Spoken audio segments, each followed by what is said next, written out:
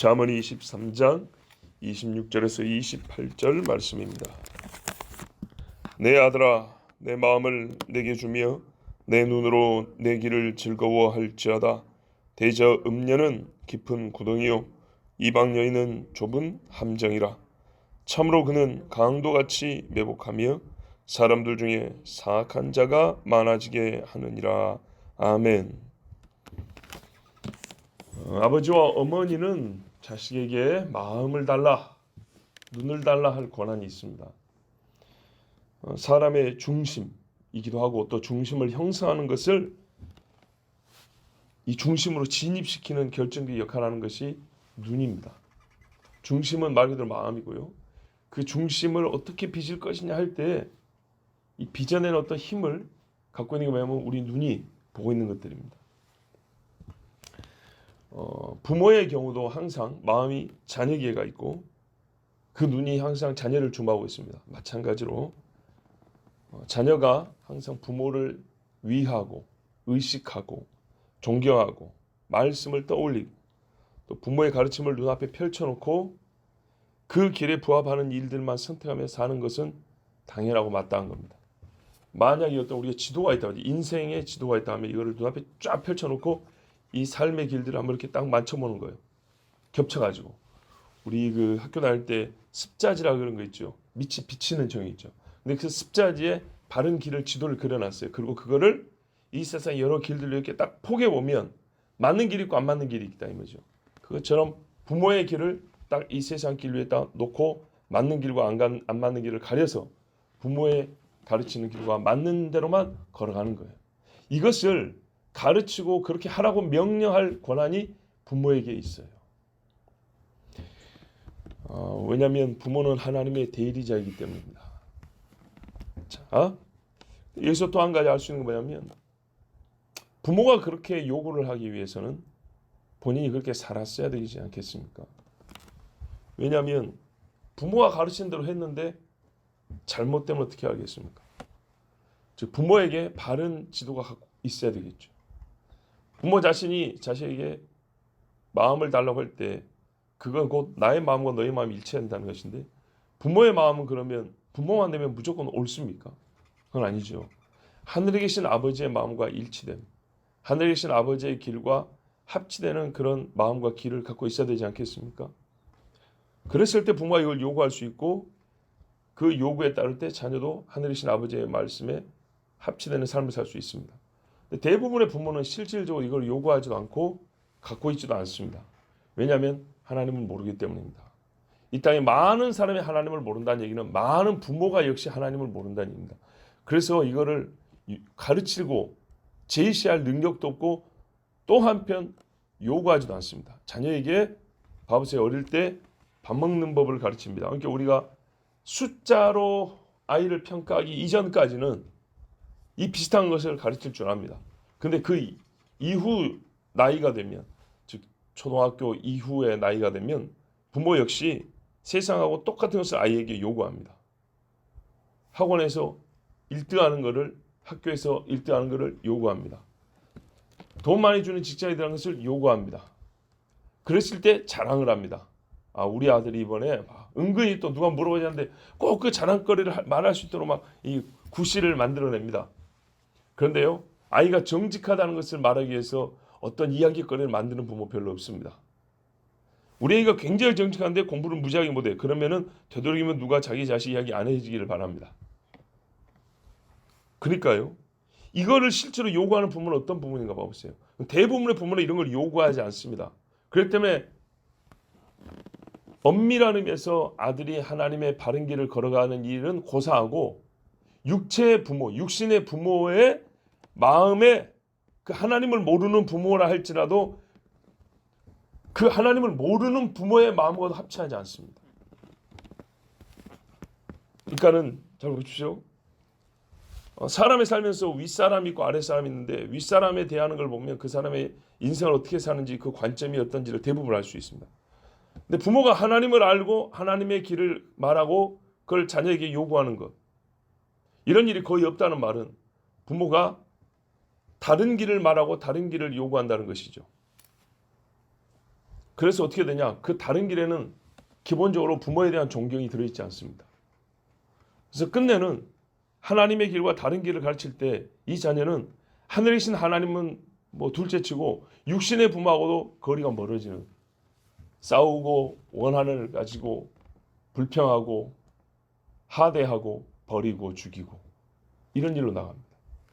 그런데 부모가 정말 하나님을 알고 하나님의 마음에 합하고 하나님의 길을 따라 걷는 사람은 바로 이대로 가르치기도 합니다. 너는 내 마음에 네 마음을 줘야 한다. 너는 내 눈앞에 나의 길을 가지고 그 길을 걸어 살아야 된다. 하나님을 아는 부모는 이렇게 가르치기도 합니다. 하나님을 모르는 부모는 이렇게 안 가르친다고 말합니다. 애초부터. 숫자를 가지고 자기 자식을 평가하고 그거를 요구하지.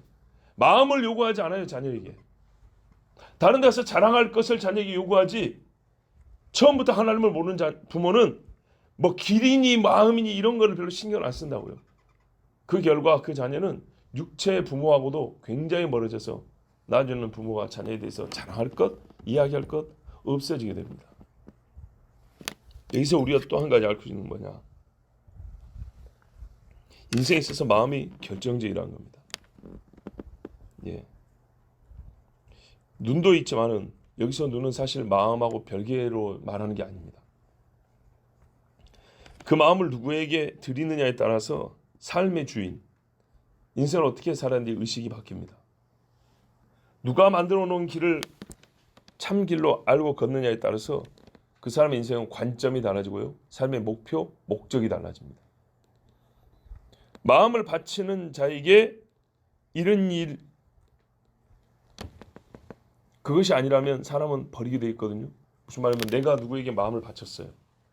그러면 그 마음을 바치게 된 그 사람에게만 그에게 가는 그 일만 하고 싶지 다른 일을 안 하고 싶다고요. 우리 남녀 관계에서도 눈이 멀었다 그러죠. 그러면 다른 사람에게 가는 마음은 없어요. 다른 사람에게 가는 길은 없다고요. 오직 그 또는 그녀밖에 없단 말입니다. 눈에 보이는 자가 아니면 그를 찾아갈 일도 없습니다. 다른 사람이 눈에 보이지도 않는데 어떻게 거기를 찾아가겠어요? 눈에 안 들어오면 어른들 할 말은 마음에 없지 이런다고요. 그래요. 마음에 없는 건 눈에도 없는 거예요. 즉 마음에 있는 사람, 눈에 있는 사람 똑같은 사람이고 동시에 다른 길은 찾지도 않고 다른 데 마음을 주지도 않습니다. 그만큼 마음이라는 게 중요합니다. 하나님의 계명에도 첫 계명도 마음입니다. 마음이란 단어가 없는데요. 내용을 보세요. 너는 나 외에 다른 신을 내게 두지 말지니라. 내가 어디다 두지 말라는 얘기죠. 기본적으로 네 마음에 두지 말라는 말입니다. 네 눈앞에 두지 말라는 말입니다. 10계명 마지막 계명도 보세요. 탐심. 거기는 네가 아니니까 마음을 갖다 두면 안 된다 그러잖아요.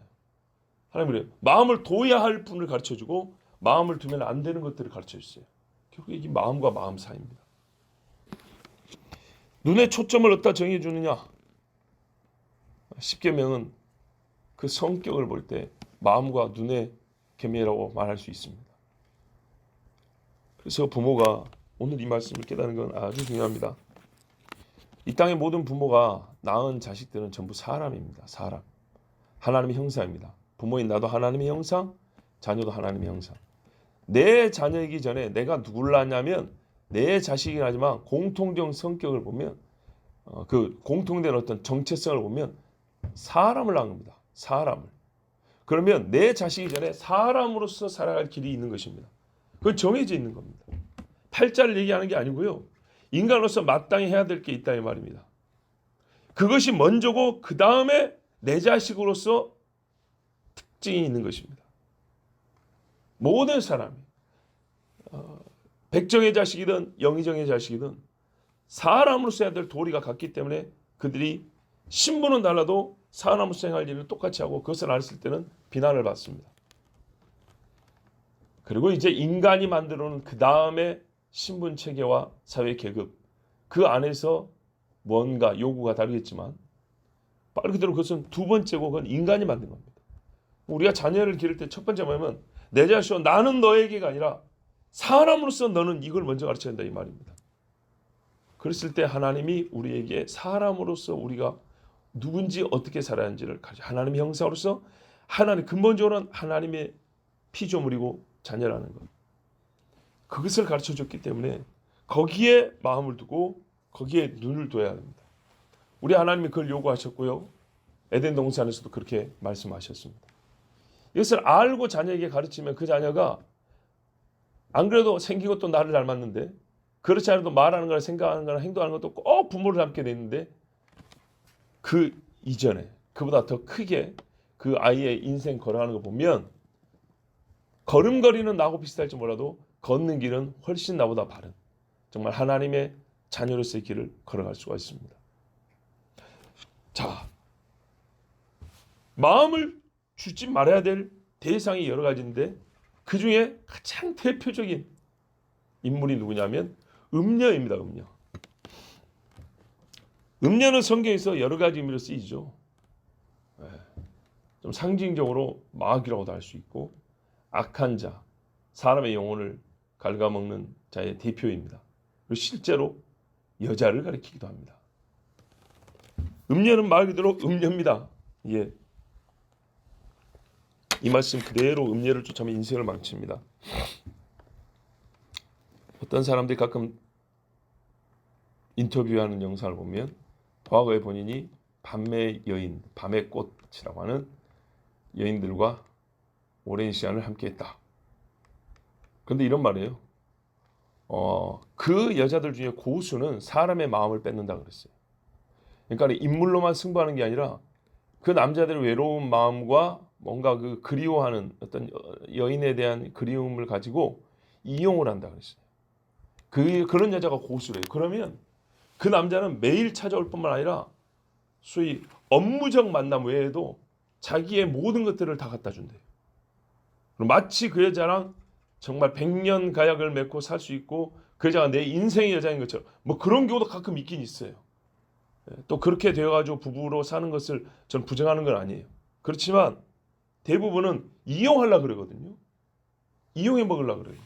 그런데 이용할 때에 자기의 미모를 가지고 승부를 거는 여자는 오래 못 가고 남자들의 마음을 이렇게 터치하고 마음을 끌어당길 줄 아는 그런 여자가 미모 이상으로 남자들을 정말 홀린다 그래. 홀려. 그래서 그가 가진 모든 것을 홀라당다 먹고 빠이빠이. 그게 무섭다고 경험한 남자들이 그렇게 얘기를 해요. 지나놓고 나면 뻔히 안 되는 문제고 그것이 얼마나 참 허무한 일인가. 그 뒤로 자기가 무슨 고생을 했는가를 얘기합니다. 성경에 분명히 반복에 말씀합니다. 너 남는 거 하나도 없게 될 거다 그리고 거기서 못 받으면 네 영혼도 분명히 죽는다. 이렇게 성경이 가르치는데요. 다행히 죽기 전에 나온 사람들이 하는 말이 정말 내가 죽기 일보 직전까지 갔다 그런 이야기예요. 오늘 말씀 보세요. 함정이라잖아요. 함정. 좁은 구덩이라잖아요. 자, 우리 앞에 말씀과 연결해 볼 때 왜 음녀를 여기다가 이야기를 다시 꺼내 놓으셨는가? 아버지께 마음을 주지 않고 어머니가 가르치는 길을 주목하지 않는 자는 반드시 음녀의 길을 걷는다 그 말입니다. 어딘가로 그 마음이 가게 돼 있고 어딘가로 눈이 가게 돼 있어요. 다윗도 하나님 앞에 마음을 온전히 모아주지 않을 때 바세바를 보고 불러드렸지 않습니까? 그런 경우는 다윗의 죄가 더 크지만 보세요. 눈이 어머니대로 돌아간다는 거예요. 비유적으로 이 27절 말씀, 28절 말씀을 읽으면 부모의 가르침, 하나님의 말씀을 벗어난 행위는 전부 음녀의 함정으로 걸어가는 것과 같습니다. 하나님의 말씀을 안 듣고 살면 얼마 못 가서 다리가 부러지거나 눈알이 뽑히거나 이런 일이 벌어집니다. 함정에 빠지는 거예요. 구덩이에 떨어지고 2, 3m 되면 어찌어찌 올라올 수도 있겠죠. 스스로 힘으로 나올 수 없는 구덩이, 결국 지옥을 가리킵니다. 여기로 떨어지게 돼 있습니다. 음녀에게 빠지는 경우들을 보면 말이죠. 속수무책으로 당하는데 그 이유는 28절 보세요. 먹이를 찾듯이 수먹이 다닌다. 강도처럼 매복한다. 무슨 말이냐면 보이는 모습 외에 숨긴 것이 있다는 겁니다. 아까 말씀드린 그런 거예요. 그 밤의 꽃이라고 하는 여자들이 거치장으로 이쁘게 해가지고 나의 미모를 보고 나에게 들어오세요 이렇게 말하지만 정말 저 사람을 내가 다 빼먹어야겠다 생각하면 그 속에 다른 계획, 숨긴 뜻이 있다는 거예요. 어떻게 해서 잘 보고 저 사람이 어디가 약점인가, 어떻게 하면 그 마음을 얻을 수 있는가를 잘 연구해봐야지. 그리고 이렇게 해서 저 사람을 매일 찾아오게 만들고 매일 이만큼 돈을 가져오게 만들어야지. 그러니까 지금은 그냥 오빠 이리 와 이 한마디 같은데 속에는 아주 이 강도 같은 생각을 갖고 있다는 겁니다. 근데 이거는 보여요, 안 보여요? 안 보여요, 안 보여요. 밤거리의 음녀는 눈에 보이지만 진짜 보아야 될 것은 그 밤거리 음녀의 속입니다. 속. 꼭 이 음녀가 밤거리에만 있다는 뜻도 아닙니다. 그러나 우리가 지금 대표적인 이야기를 하는 겁니다.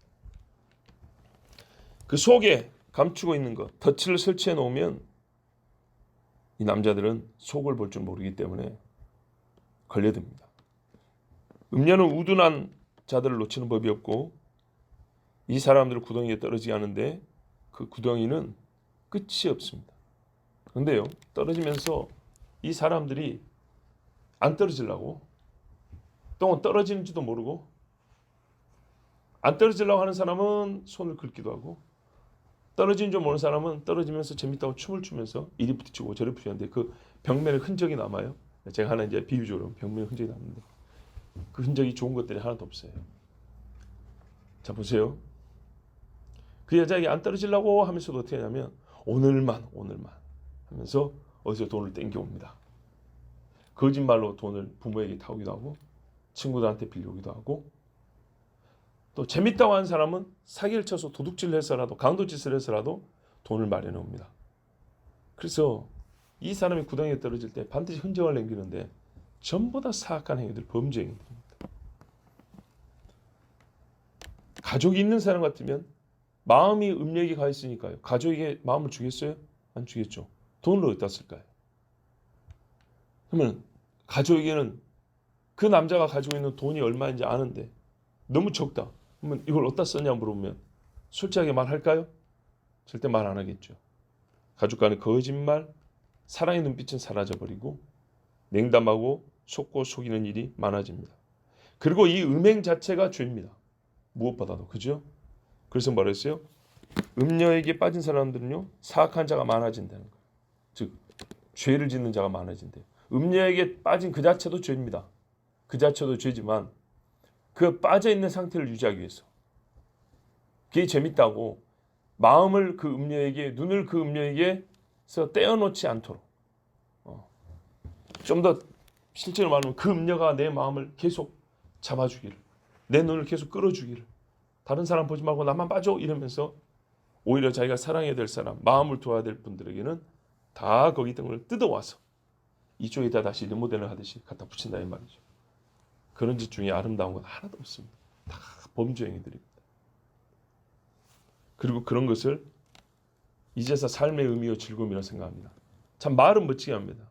그런 행위를 시로 표현하고 아주 노래로 표현하고 인생에 있어서 뭐 잊을 수 없는 추억이니 뭐 이런 이야기를 합니다.